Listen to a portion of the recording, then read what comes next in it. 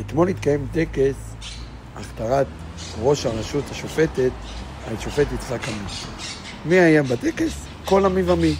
יאיר לפיד, היועצת המשפטית לממשלה, מבקר המדינה, קארין אלהרר, חברת ועדת מינוי שופטים,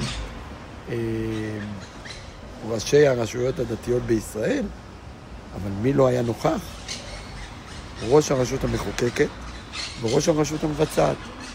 ובתוך ראש הרשות המבצעת, שר המשפטים לא היה נוכח. כלומר, שתי רשויות מחרימות את הרשות השלישית. תקין? נורמלי? מדינה דמוקרטית? לא תקין.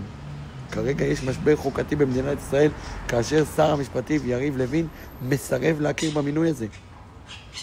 אני מאחל בהצלחה לשופט עמית, כראש הרשות השופטת. אבל יודע שבקרוב אנחנו נדיח אותו ונשים מישהו יותר טוב ויותר ראוי ויותר איכותי לתפקיד.